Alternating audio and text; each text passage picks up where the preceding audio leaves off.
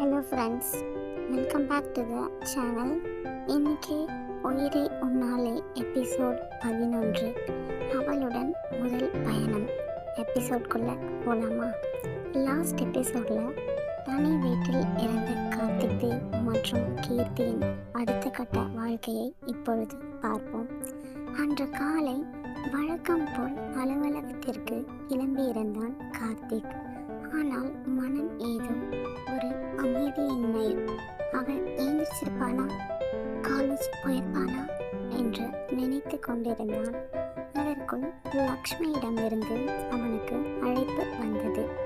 Hello என் அம்மா என்று கார்த்திக் கேட்டான். சாப்பிட்டியாடா என்று லக்ஷ்மி கேட்டார். சாப்பிட்டேம்மா.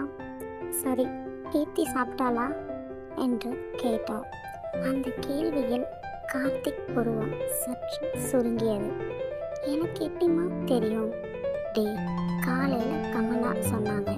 காலேஜ் போகிற அவசரத்தில் கீர்த்தி சரியாக சாப்பிடாம கூட போயிருக்காளாம்.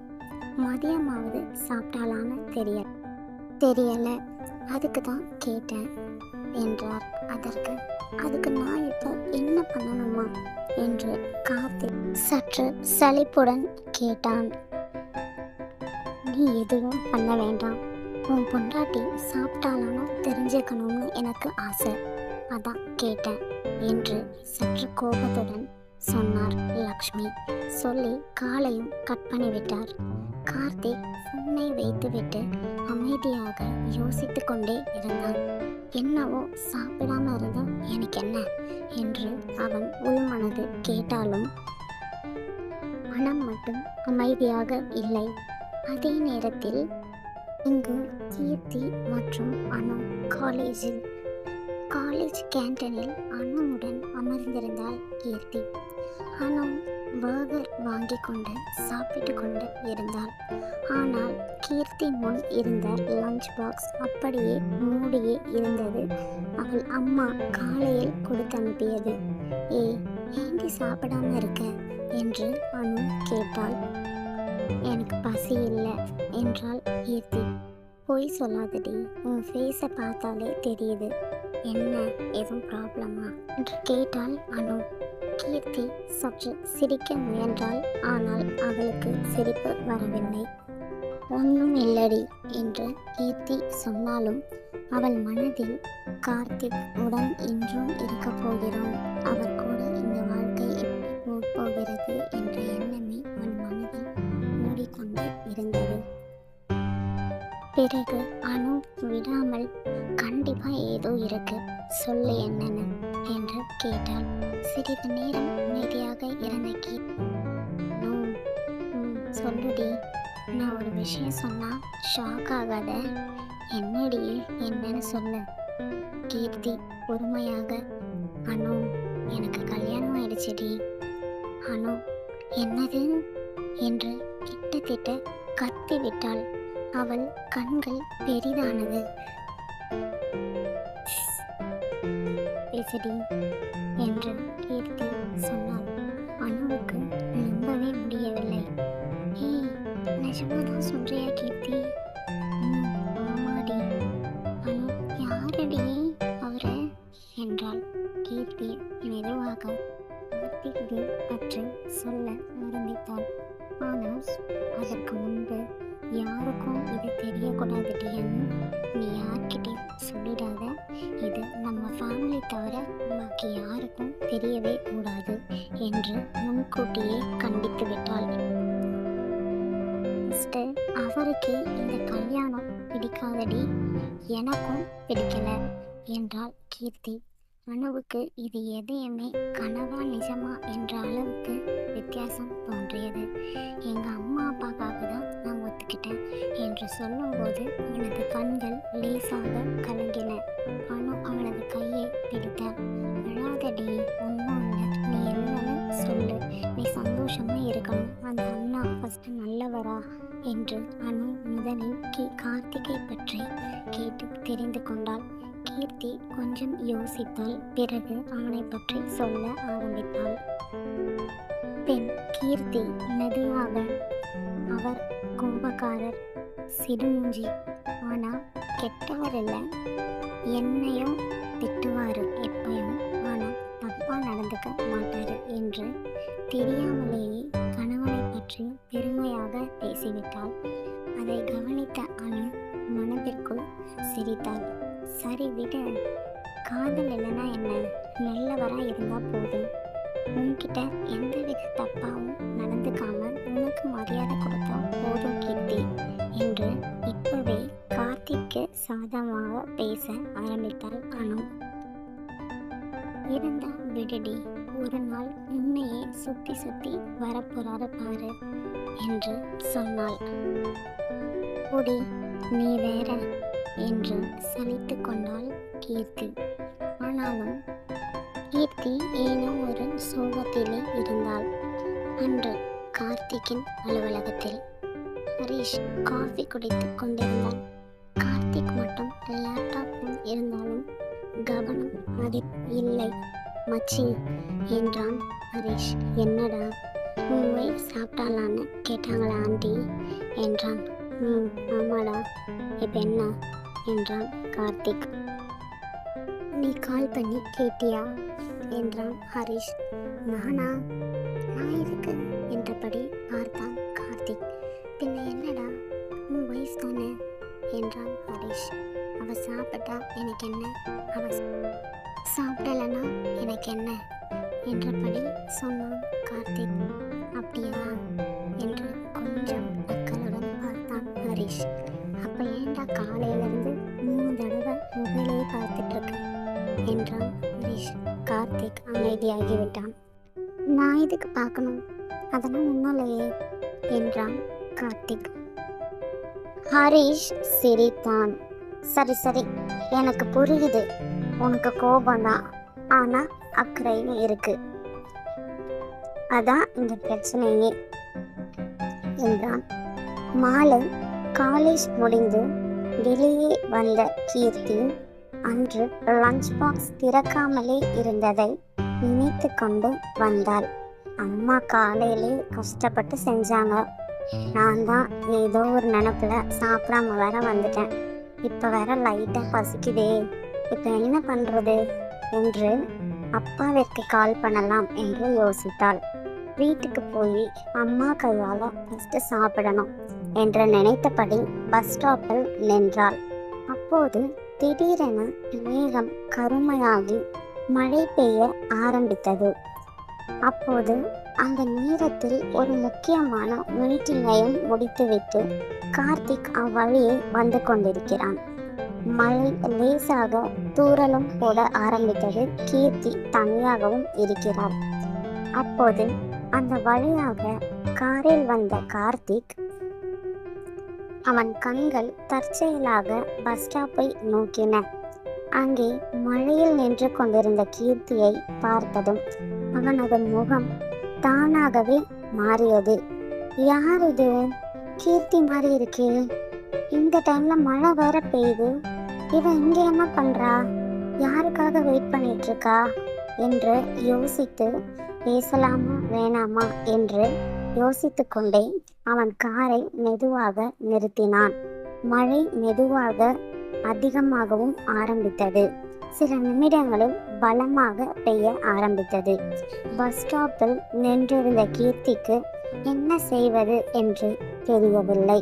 ஃபோன் பேட்டரி வெறும் 5% தான் இருக்கு, இன்னும் கொஞ்ச நேரத்தில் ஃபோன் ஸ்விட்ச் ஆஃப் ஆகிவிடும் என்று தோன்றியது. ஆட்டோவும் கிடைக்கவில்லை அந்த மழையில். கீர்த்தி இருந்தும் தன் அப்பாவிற்கு அழைத்தாள். ஆனால் அடுத்த நொடியே ஃபோன் ஸ்விட்ச் ஆஃப் ஆனது. பஸ்ஸும் வரல. ஐயோ, இப்போ என்ன பண்ணுறது, அப்பாவுக்கு எப்படி கூப்பிடுறது, மழை வேற இப்படி பெய்யுதே என்று தவித்து கொண்டிருந்தாள். அப்பா கிட்ட எப்படி தகவல் சொல்வது என்று புரியாமல் அந்த நேரம் கார்த்திக்கும் அவ்வழியே வந்து கொண்டிருந்ததை பஸ் ஸ்டாப்பில் நின்றிருந்த கீர்த்தியை பார்த்ததும் ஒரு நிமிடம் அவனும் அதிர்ந்து போனான். கீர்த்தியும் என்ன செய்வதென்று புரியாமல் திகைத்து கொண்டு இருந்தாள். யாரிடமும் போனை வாங்கி அவளது அப்பாவிற்கு தகவல் சொல்லலாம் என்று பார்த்தால் கூட யாரும் இல்லை. இவ இங்கே என்ன நிற்கிறா என்று பார்த்து மழையில் நனைஞ்சுக்கிட்டு வேற இருக்காளே என்று தன்னையும் அறியாமல் காரை அவள் அருகில் சென்று நிறுத்தினான். பின் கார்த்திக் அவளை பார்த்தான். கார் கிளாஸை இறக்கி கீர்த்தி என்று அழைத்தான். இதுவே அவன் முதலில் அவள் பெயரை சொல்லி கீர்த்தியை அழைக்கிறான். பின்னர் கீர்த்தி யார் என்று புரியாமல் சற்று உத்து பார்த்தாள். காரில் கார்த்திக். இவரா? இவர் என்ன கூப்பிட்டது? இவர் என் பெயரை சொல்லி கூப்பிட்டாரா என்று ஒரு நிமிடம் அதிர்ந்தாள். பின்னர் திடீரென்று அவன் குரலை கேட்டு திரும்பி பார்த்தாள். கார்த்திக் அதுவும் அவளுக்காக காரை நிறுத்தியிருக்கான். ஒரு நிமிடம் நம்பவே முடியவில்லை. வா என்று மட்டும் சொன்னான். பின் கதவையும் திறந்தான். கீர்த்தி தயக்கத்துடன், இல்ல பரவாயில்ல, நான் போய்க்கிறேன், ஆட்டோ கிடைச்சிடும் என்று கீர்த்தி ஏற மறுத்தாள். அந்த தயக்கத்துடனே அவளும் கூறினாள். ஏனெனில் திரும்ப கார்த்திக் ஏதாவது விலையுயர்ந்த கார் என்பதால் நீ வந்துட்ட என்று சொல்லிவிடுவாரோ என்ற ஒரு பயம். கார்த்திக்கிற்கு கோபம் வந்ததோடு அதோடு மழை வரது தெரியலையா உனக்கு என்று சொன்னான். உள்ளே ஏறு என்றான். கீர்த்தி இல்ல வேண்டாம் என்று தவிர்க்க பார்த்தாள். கார்த்திக் ஏறன்னு சொன்ன. அவனது குரலில் சிறிய அதட்டல் இருந்தது. எதுவும் பேசாமல் கீர்த்தி காரில் ஏறினாள். காருக்குள் வெறும் அமைதி மட்டுமே இருந்தது. கார் போய்கொண்டிருக்கும் வழியில் எஃப்எம்மில் மெதுவாக பாடல் ஒலித்து கொண்டிருந்தது. கீர்த்தி விண்டோ வழியாக மழையை பார்த்து கொண்டே வந்தாள். கார்த்திக் டிரைவ் செய்து கொண்டிருந்தான். ஆனால் அவனது பார்வை அடிக்கடி கீர்த்தியை நோக்கி சென்றது. நினைந்த தலைமுடி, சோர்வான முகம், அவளது கைகள் ஈரத்தில் லேசாக நடுங்கிக் கொண்டிருந்தது. ஏர் கண்டிஷனரும் காரில் ஓடிக்கொண்டிருந்தது. அதை கவனித்த கார்த்திக் எதுவும் சொல்லாமல் சற்று ஏசியை குறைத்தான். அதுவே கீர்த்திக்கு பெரிய ஆச்சரியத்தை தந்தது. சிறுமூஞ்சி நம்மளை கூட கவனிக்கிறாரா? இவர் ஏசி குறைச்சாரு தானே என்று மனதிற்குள் நினைத்து கொண்டே இருந்தார். பிறகு சில நிமிடங்கள் கழித்து, சாப்பிட்டியா என்று திடீரென கார்த்திக் கேட்டான். கீர்த்தி அதிர்ச்சியாக அவனை பார்த்தாள். என்று பொய் சொன்னாள். என்ன சாப்பிட்ட என்று அந்த கேள்வியில் கீர்த்தி மாட்டிக்கொண்டாள். அது காலேஜில் சாப்பிட்டேன். அவளது முகத்தை பார்த்தவனுக்கு உடனே புரிந்துவிட்டது அது பொய் என்று. அவன் மனதிற்குள் நினைத்தான். காலை லக்ஷ்மி அவனிடம் கீர்த்தி சாப்பிட்டாளா, கமலா அவ எதுவுமே சாப்பிடாம போயிட்டா என்று சொல்லியதெல்லாம் காலையிலிருந்து அவன் மனதில் ஓடியது. அதை அவன் கேட்டான். ஆனால் வெளியில் அவன் காட்டிக்கொள்ளவில்லை.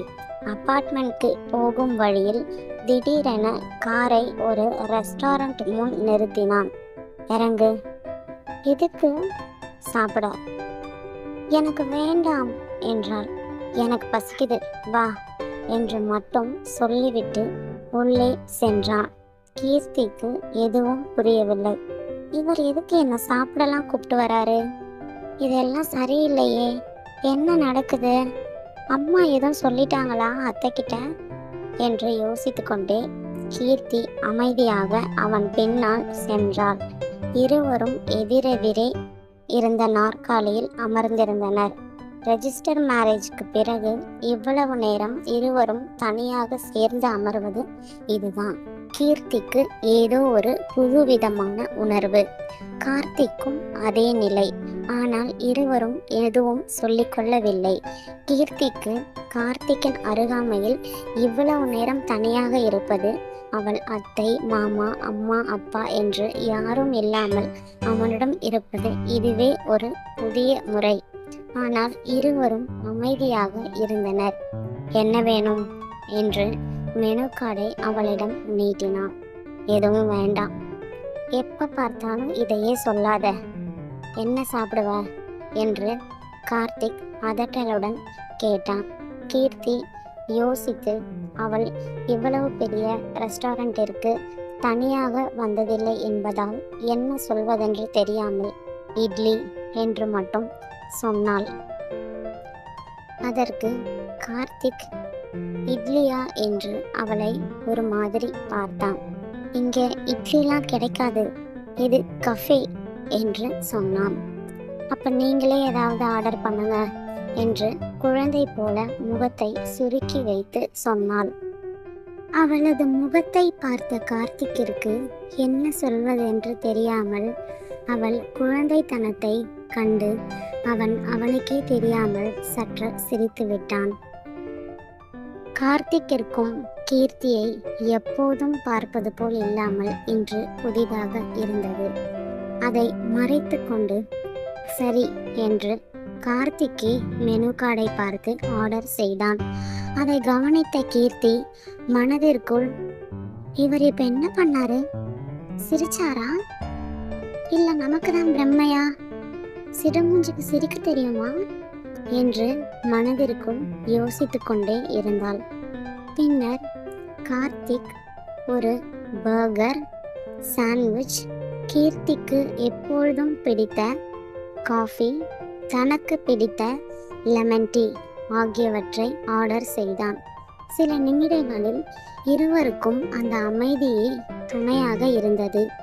அப்போது அந்த கஃபேவிற்குள் மற்றொரு காதல் ஜோடி வந்து அவர்களுக்கு நேர் எதிரே இருந்த மேஜையில் அமர்ந்தார்கள். கீர்த்தி, கார்த்திக் மற்றும் அந்த ஜோடி மட்டும்தான் கஃபேவில் இருந்தார்கள். அவர்கள் ஒருவருடன் ஒருவர் மிகவும் நெருக்கமாகவும் அந்நியர்கள் யாரும் இல்லாதது போலவும் இருந்தனர். கிட்டத்தட்ட கார்த்திக்கும் கீர்த்திக்கும் எதிரே அமர்ந்திருந்த அந்த ஜோடியில் அந்த இளைஞன் மெதுவாக அந்த பெண்ணின் கைகளை பிடித்தான். அதை பார்த்த கீர்த்திக்கு ஏனோ அங்கேயே இருக்கவே ஒரு மாதிரியாக சங்கடமாக இருந்தது. ஏனென்றால் கார்த்திக் முன் இதை அவள் பார்த்தது அவளுக்கு ஒரு மாதிரியாக இருந்தது. என்ன இது என்று யோசித்து சிறிது நேரத்தில் அந்த பெண் அவன் தோளில் சாய்ந்தும் கொண்டாள். அதை கார்த்திக் கவனித்தான். ஆர்டர் இன்னும் வரலையா என்று சுற்றி பார்த்தான்.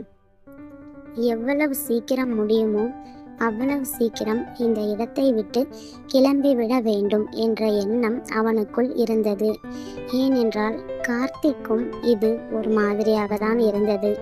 என்னதான் கணவன் மனைவியாக இருந்தாலும் அவர்கள் இன்னும் அந்த ஜோடியைப் போல அளவுக்கு நெருக்கம் இல்லை என்பதால் அவர்களுக்கு அப்படி தோன்றியது.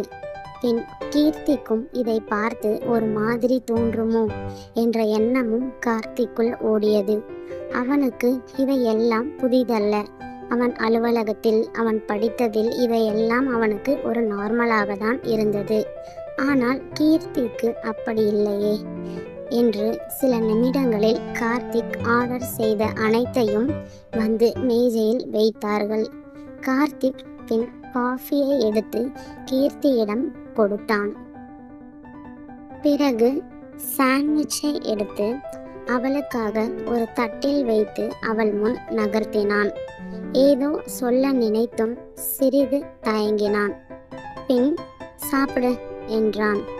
தேங்க்ஸ் என்று பெருமையாக சொன்னாள் கீர்த்தி.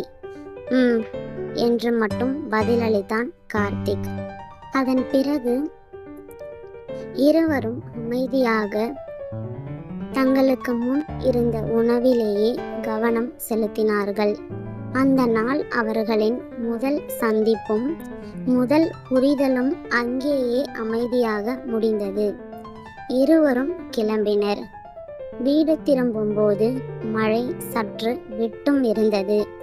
அதனால் காருக்குள் ஏறி அப்பார்ட்மெண்ட் சென்றதும் அன்றைய வேலைகளை முடித்துவிட்டு இருவரும் தங்கள் அறைக்குள் ஓய்வெடுக்க சென்றனர்.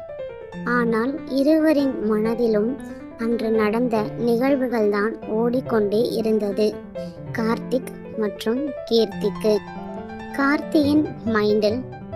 நான் எப்படி திடீர்னு அவளுக்கு உதவினேன்? அவ பசியில தான் இருந்தான்னு எனக்கு எப்படி தோணுச்சு? அதனால தான் ரெஸ்டாரண்ட்டுக்கும் கூட்டிட்டு போனேனா என்று தனக்கு தானே யோசித்து கொண்டு இருந்தான். இங்கு கீர்த்தி அவள் மைண்டில், இவர் இவ்வளோ நல்லவரா? மழையில அந்த நேரத்துல சரியா எப்படி எனக்கு உதவி பண்ண வந்தாரு? எனக்கு பசிக்குதுன்னு கூட அவருக்கு தெரிஞ்சிருக்கு. பரவாயில்லையே, சிடுமூஞ்சி கொஞ்சம் நல்லவர் தான் என்று தனக்கு தானே சொல்லி சிரித்தும் கொண்டாள். அந்த சிறு புன்னகையோடு இருவரும் ஒருவரை ஒருவர் நினைத்தபடியே உறக்கத்தில் ஆழ்ந்தனர். இருவருக்கும் தெரியவில்லை, அவர்களின் வாழ்க்கை மெதுவாக வெறுப்பிலிருந்து புரிதலை நோக்கி நகர ஆரம்பித்திருந்தது. இத்துடன் இந்த எபிசோட் முடிஞ்சிடுச்சு. ஃப்ரெண்ட்ஸ், உங்கள் கருத்துக்களை கமெண்ட்ஸில் பதிவு செய்யுங்க. Subscribe and support. Thanks for everyone who watching my video. Thank you. Bye.